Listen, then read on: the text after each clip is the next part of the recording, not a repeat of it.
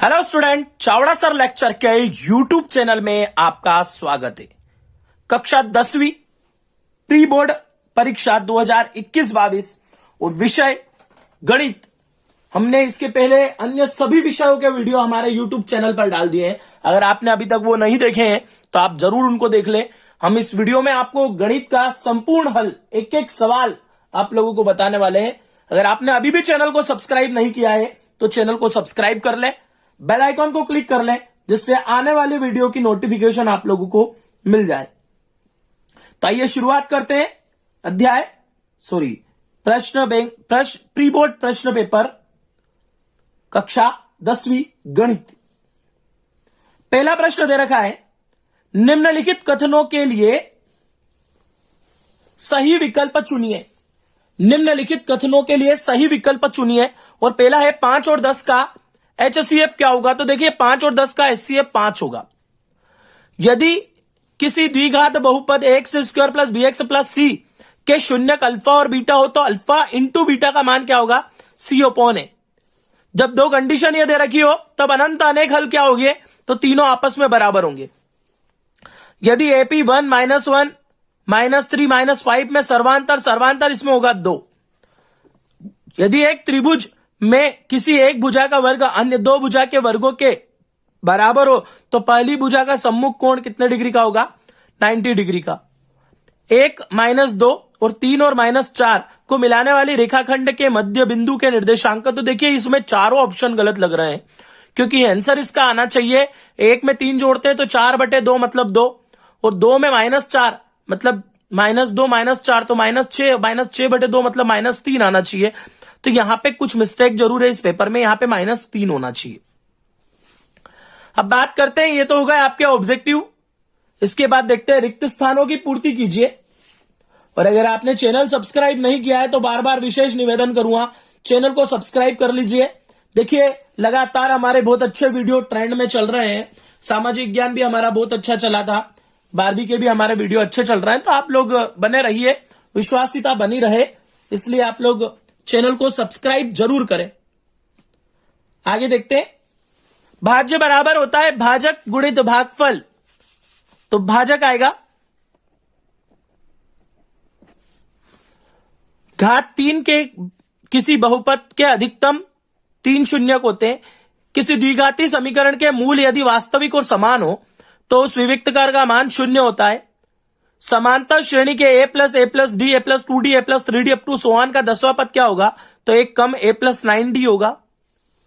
वे सभी आकृतियां जिनके आकार समान होते हैं परंतु इनकी माप समान होने की आवश्यकता नहीं है, क्या कहलाती है, तो ये समरूप आकृतियां कहलाती है। बिंदु 0 और 4 अक्ष पर स्थित है, ये y अक्ष पर स्थित है। और वृत्त के एक छेदक रेखा वृत्त को बिंदुओं पर प्रतिच्छेद करती है। तो इसका उत्तर आएगा 2। इसके बाद हम सही जोड़ी देखते हैं। सही जोड़ी है sin² θ - 1। sin² θ - 1 होता है tan² θ। उसके बाद है cot θ उल्टा होता है 1/tan θ। 1 - sin² θ 1 - sin² θ होता है cos² θ। cot 30 डिग्री का मान होता है √3। cos 90 - θ होता है sin θ। और cos 48 cos 1 42 plus sin 48 sec 42 की वैल्यू होती है 2। तो ये आपकी जोड़ी हो गई। जोड़ी के बाद देखते हैं अगला प्रश्न। इस दिए गए चित्र में शून्यकों की संख्या बतानी है। तो यहां पे 2 शून्य के 2 जगह प्रतिच्छेद कर रहा है, तो इसकी शून्यकों की संख्या 2 होगी। 2 चरों में रेखिक समीकरण का मानक रूप होता है दो चरों का रेखिक समीकरण का मानक रूप होता है ax + by + c = 0। ये 2 चरों में होगा ax + by + c = 0। द्विघात समीकरण x² + bx + c के विविक्तकर का सूत्र क्या होगा, तो वो होता है d = b² - 4ac। वृत्त के क्षेत्रफल का सूत्र, वृत्त का क्षेत्रफल πr²। शंकु के आयतन का सूत्र, तो 1/3 πr² h 1/3 pi r square h 3 3 4 5 5 का समांतर माध्य कितना होगा? तो सबको जोड़ लेते हैं और 5 से भाग लगा देंगे। तो 5 5 10 10 4 14 14 3 17 और 3 20 20 को 5 से भाग लगाएंगे तो इसका समांतर माध्य होगा 4। वो कह रहा है दो धनात्मक ए और बी दिए रहने पर ऐसी अद्वितीय पूर्ण संख्या क्यू और आर विद्यमान है कि ए यहां पे माइनस लिखा हुआ है। देखिए अगर ये माइनस है तो असत्य है, अगर बराबर होता तो ये सत्य होता। ए बराबर बी क्यू प्लस आर होता तो बिल्कुल सत्य होता, पर यहां माइनस छपा हुआ है इसलिए ये असत्य है। वृत्त की परिधि पाई आर स्क्वायर होती है, बिल्कुल असत्य है। वृत्त की परिधि होती है 2 पाई आर। गोले का संपूर्ण पृष्ठ पाई आर स्क्वायर होता है, गोले का संपूर्ण, यह भी असत्य है। 4 पाई आर स्क्वायर होता है इसलिए यह भी असत्य है। बहुलक माध्य बहुलक और मध्यिका में संबंध 2 माध्यक बराबर बहुलक धन 3 माध्य, तो ये वाला भी आपका असत्य है क्योंकि मध्यिका 3 होती है और माध्य जो होता है वो 2 होता है, तो ये भी असत्य है। किसी वृत्त की अनंत स्पर्श रेखाएं हो सकती है, बिल्कुल जगह जगह से अनंत स्पर्श रेखाएं हो सकती है, सत्य है। यदि किसी घटना की प्रायिकता P हो तो P का मान 0 और 1 के बीच होता है, यह भी सत्य है। तो ये 2 सत्य है, 4 असत्य है। तो यहां पे हमारे 5 प्रश्न कंप्लीट होते हैं, 30 ऑब्जेक्टिव हमारे यहां पे कंप्लीट हुए। अगला देखते हैं प्रश्न नंबर 6, और 6 से सारे सवाल शुरू हो जाते हैं। तो एक एक का हल मैं आपको बता देता हूं, अथवा सहित अगर बताएंगे तो वीडियो बहुत ज्यादा लंबा हो जाएगा, इसलिए हम आपको एक एक सवाल बता देते हैं। बाकी पेपर निपटने के बाद हम आपको पूरे पेपर के अथवा सहित हल एक बार और दे देंगे। तो आइए शुरुआत करते हैं। यहाँ पे मैं समझाऊंगा भी नहीं, आप लोगों को समझाने का काम हमने हमारी प्रश्न बैंक जब पढ़ाई थी उसमें जरूर किया है। यहाँ पे सिर्फ हम आपको प्रश्नों के हल दे रहे हैं, तो आप देखिए।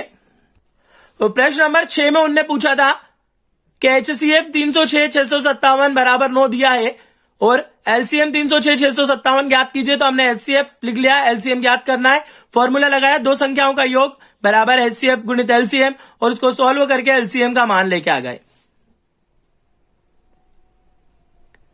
नेक्स्ट क्वेश्चन नंबर 7 दे रखा है। क्वेश्चन नंबर 7 दे रखा है, एक द्विघात बहुपद ज्ञात कीजिए जिसके शून्यकों का गुणनफल और योगफल और गुणनफल -3 और वह 2 है। तो हमने योगफल लिख लिया, गुणनफल लिख लिया, द्विघात बहुपद लिख ली, उसमें एबीसी का मान रख देंगे तो आपका क्या जाएगा, द्विघात बहुपद का समीकरण आ जाएगा।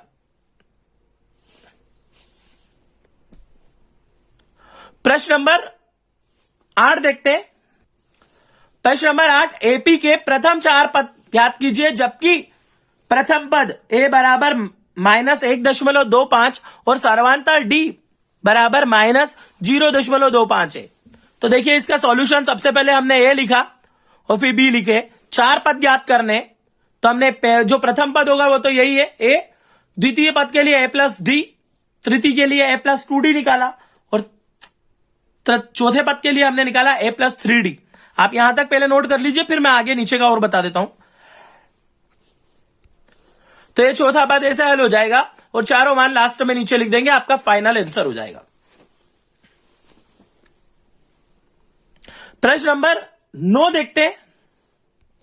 प्रश्न नंबर 9 दे रखा है, डायग्राम बना हुआ आएगा आपका एग्जाम में, DE पैरेलल इज BC, तब AD याद कीजिए, और 3 वैल्यू दे रखी है, AD की फाइंड करना। देखो जब भी ऐसी कोई 3 वैल्यू दे रखी हो तो सीधी सी बात है, इसको x मान लो, पहली वाली और दूसरी वाली एक दूसरे के बटे में लिख दो, तीसरी चौथी एक दूसरे के बटे में लिख दो। तो हमने क्योंकि पैरेलल दे रखा है तो ये सॉल्यूशन आप लोगों के सामने है। सबसे पहले हमने AD को x माना, पैरेलल लिखा, चारों वैल्यू लिखी एक दूसरे के बटे में, उन चारों के मान लिख दिए, x को छोड़ के सबको उधर लेके गए तो आपकी वैल्यू ये आई, और फाइनल यहां पे अगर मैं काट दूं इसको तो हो जाता है 2.4। तो आपका आंसर x का वैल्यू हो जाएगी 2.4 सेंटीमीटर। 2.4 सेंटीमीटर।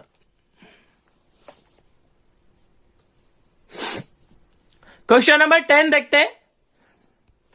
क्वेश्चन नंबर 10 दे रखा है कि समदूरस्थ है और 2 पॉइंट दे रखे 3 and 6 -3 and 4 और XY बिंदु पर समदूरस्थ है। तो हमने लिख लिया इसको P को A ये बी, सॉरी ये पी है, ए ये बी, पी ए बराबर पी बी होता है। समदूरस्थ में हमने होल स्क्वायर लगा दिया, यहां पे रूट नहीं लगाए और दूरी निकाल ली, चार दोनों की दूरी निकाल ली, दूरी निकाली, होल स्क्वायर खोले सारे। यहां से सवाल का जो आंसर है वो शुरू हो रहा है, आप लोग यहां से देख सकते हो। प्रश्न नंबर 10वां, होल स्क्वायर खोले, 1 2 3 4, एक्स स्क्वायर से एक्स स्क्वायर काट दिया, वाई स्क्वायर से वाई स्क्वायर काट दिया, अगली स्टेप में 9 से 9 काट दिया। उसके बाद अगली स्टेप जो आगे बची उसको सॉल्व करके फाइनल इक्वेशन लेके आ गया 4 से भाग लगा के।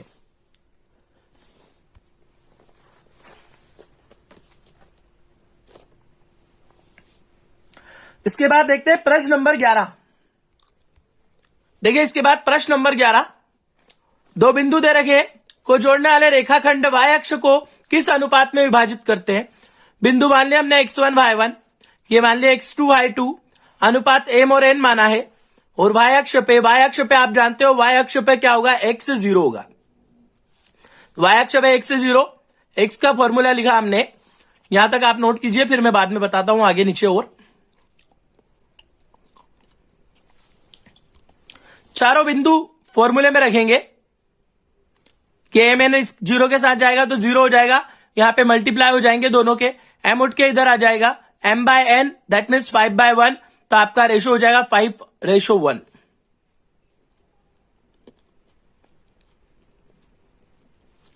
अगला देखते हैं, प्रश्न नंबर 12 आपकी स्क्रीन के सामने है। हमने यहां पे दो मान चेंज करे, एक cos 65 को और एक sin 65 को बदल दिया। cos 90 - 25 और sin 90 - 25, cos 90 - 25 sin 25, sin 90 - 25 cos 25, दोनों स्क्वायर हो गए। और आप जानते हो normal formula sin square theta plus cos square theta बराबर 1 होता है, मतलब जब कोण समान होते वैल्यू कितनी आएगी, 1 आएगा इसका मान। ये हो गया प्रश्न नंबर 12। अगर आपने अभी भी चैनल को सब्सक्राइब नहीं किया, चैनल को सब्सक्राइब कर ले हुए।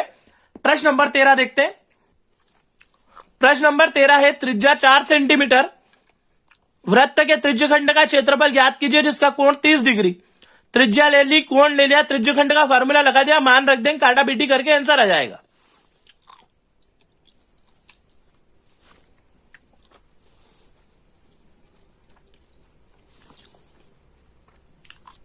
प्रश्न नंबर 14, दो खिलाड़ी संगीता और रेशमा टेनिस का एक मैच खेलते हैं। यह ज्ञात कीजिए कि संगीता द्वारा मैच जीतने की प्रायिकता 0.62, तो रेशमा द्वारा जीतने की प्रायिकता कितनी होगी। हमने दोनों के मान लिख लिए, पहले वाले को मान लिया 0.62 और दूसरे को ज्ञात करना है कर लिया। तब दोनों को, आपको पता होगा दो प्रायिकताओं का मतलब घटना के घटने की प्रायिकता और न घटने की प्रायिकता का योग एक होता है। अगर एक घटना घट गई है मतलब दूसरी नहीं घट रही है, तो हमने वो नहीं घटने वाली प्रायिकता निकाल ली, तो पता चल जाएगा कि रेशमा को कितने, तो रेशमा को मैच जीतने की प्रायिकता क्या होगी, 0.38 होगी।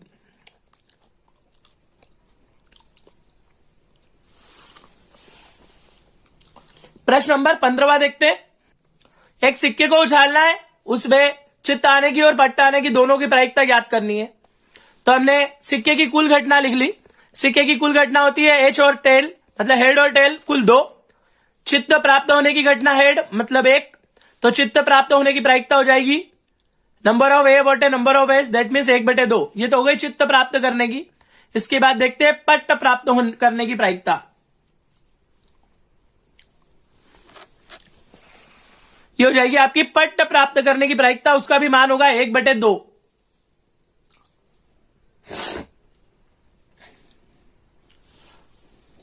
प्रश्न नंबर 16 देखते हैं।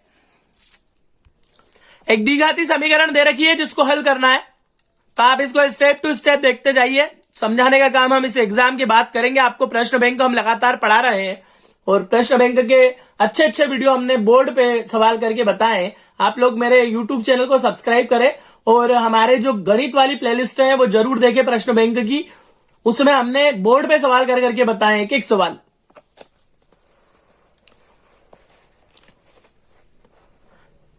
तो इसके 2 उत्तर हो जाएंगे इस सवाल के। प्रश्न नंबर 17 देखते हैं। प्रश्न नंबर 17 में क्या है, 2 अंकों वाली कितनी संख्या है 7 से विभाज्य है। 2 अंक की संख्या कहां से शुरू होती है, जो 7 से भाग जाती है। देखो 11 तो होती ही नहीं है, 12 भी नहीं होती है, 13 भी नहीं होती है, 14 भाग जाती है। 14 के बाद 7 जोड़ते जाओ, 14, 21, 28, 35, 42, ऐसे 98 तक जो संख्याएं होती है 7 से भाग जाने वाली, वो नोट कर लिया हमने। प्रथम पद 14, सार्वांतर 7, पदों की संख्या ज्ञात करना, और अंतिम पद जो है वो है 98। तो अंतिम पद निकालने का जो फॉर्मूला होता है, फॉर्मूले में हमने मान रखा है, इसको सोल्व करना है। 14 में से 7 जाएगा, 7 बचेगा, और आगे मैं हल बताता हूं, आप यहां तक का नोट कीजिए पहले।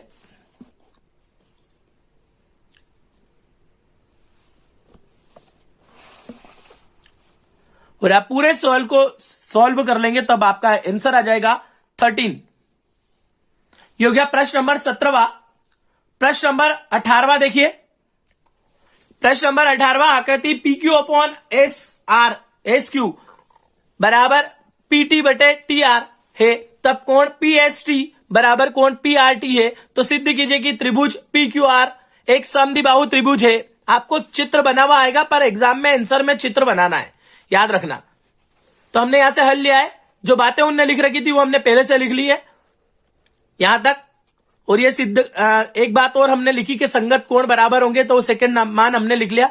दोनों के LHS बराबर है तो RHS भी बराबर होंगे, अगर RHS बराबर है, कोण बराबर है, तो भुजा भी बराबर होगी, और अगर भुजा बराबर है तो त्रिभुज समद्विबाहु त्रिभुज होंगे। तो ये हो गया आपका प्रश्न नंबर 18। अब देखते हैं प्रश्न नंबर 19, 20, 21, 22, 23, 5 प्रश्न और बचे। नेक्स्ट क्वेश्चन है प्रश्न नंबर 19। दो सकेंद्रीय वृत्तों की त्रिज्याएं 5 और 3 है, तो बड़े वृत्त की जीवा की लंबाई ज्ञात कीजिए जो छोटे वृत्त को स्पर्श करती है। तो यहां से सॉल्यूशन शुरू होगा इसका, तो उसका आंसर आएगा 8 सेंटीमीटर। इसको नोट कर लीजिए आप लोग। इसके बाद देखते हैं प्रश्न नंबर 20वां, एक क्रिकेट टीम वाला। प्रश्न नंबर 20, एक क्रिकेट टीम के कोच ने 7 बल्ले 6 गेंदे 3800 रुपए में खरीदे। बाद में उसने 3 बल्ले 5 गेंदे 1750 रुपए में खरीदी। प्रत्येक बल्ले और गेंद की मूल्य ज्ञात कीजिए। तो देखिए सबसे पहले हम इक्वेशन जमा लेते हैं। बेट को मान लेते हैं x और गेंद को मान लेते हैं y। 7 बेट 6 गेंद 3800, 3 बेट 5 गेंद 1750। एलिमिनेशन मेथड से हल कराया हमने, प्रतिस्थापन विधि से हल कर रहे हैं।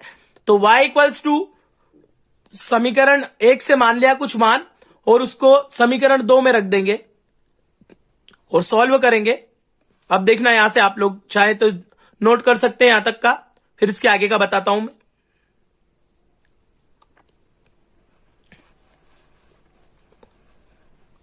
ये इसके आगे का। तो ये प्रश्न नंबर हमारा 20 कंप्लीट हुआ। अब 3 प्रश्न बचे, प्रश्न नंबर 21, 22, 23। देखिए प्रश्न नंबर 21 को, प्रश्न नंबर 21 है 7.6 सेंटीमीटर लंबा रेखाखंड कीजिए और 5.8 अनुपात में इसको ज्ञात कीजिए। देखिए ये अभी इसको हम हमारे हैंडमेड नोट्स से इसको हमने नहीं बनाया है, सीधा हम आपको डायरेक्ट इसको बता रहे हैं। जब हम प्रश्न बैंक में इस पाठ तक पहुंच जाएंगे, अध्याय 11 तक, तो हम आपको इसको बिल्कुल चित्र को एक बना के समझाएंगे। अभी आप अपनी एग्जाम के लिए इसको डायरेक्ट नोट कर लीजिए। हो गया प्रश्न नंबर 21। प्रश्न नंबर 22 को देखते हैं। और अगर चैनल सब्सक्राइब नहीं किया है तो चैनल सब्सक्राइब कर लीजिए, बिना देर करे आप लोग फटाफट चैनल सब्सक्राइब कर लीजिए।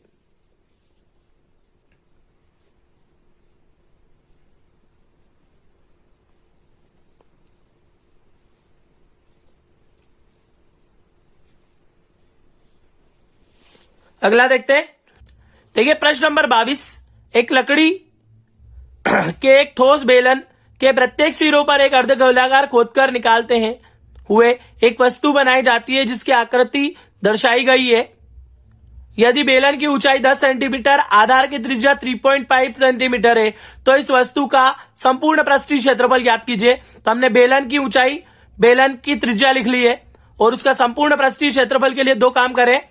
दोनों तरफ उसमें अर्धगोले बन रहा है, आप लोगों को दिख रहे होंगे कटोरे जैसे। तो 2 अर्धगोले का मान उसमें जोड़ के आंसर निकाल लेके आ जाते हैं। फाइनल 23 क्वेश्चन, अंतिम क्वेश्चन आप लोगों का। देखिए प्रश्न नंबर 23 में प्रश्न नंबर 23 में बहुलक ज्ञात करना है, बहुलक ज्ञात करना है और उनने संख्या इस टाइप से दे रखी थी। बहुलक का मतलब होता है जो सबसे बड़ा वाला होता है वो हम F1 मान लेते हैं, उसके सामने वाला जो होता है उसको F0 मान लेते हैं, उसके पीछे वाली जो संख्या है उसको F2 मानते हैं। इस F1 के ऊपर वाला L और दोनों का अंतर H, ये 5 वैल्यू निकाल लेते हैं और जैसे ये 5 वैल्यू निकलती है तो इस फॉर्मूले के अंदर मान रख देते हैं और फॉर्मूले के अंदर मान रख के उसको पूरा सॉल्व कर लेते हैं। तो इसको पूरा सॉल्व करेंगे तो आपका आंसर हो जाएगा 36.818 या 36.8 भी लिख दोगे तो भी कोई प्रॉब्लम वाली बात नहीं। तो इसी के साथ आप लोगों का गणित का पूरा पेपर सॉल्व हुआ। आप अंतिम तक बने हुए थे, इसके लिए धन्यवाद। अगर आपने अन्य वीडियो नहीं देखे हैं तो यहाँ पे एंड स्क्रीन में आपको उनकी लिंक मिल जाएगी, वहां से देख सकते हैं। और हमारे चैनल को सब्सक्राइब नहीं किया है अभी भी तो चैनल को सब्सक्राइब कर ले, बेल आइकन को क्लिक कर दे जिससे आने वाले सारे वीडियो के नोटिफिकेशन आप लोगों तक मिल जाए। अगले वीडियो का इंतजार कीजिए, तब तक के लिए धन्यवाद।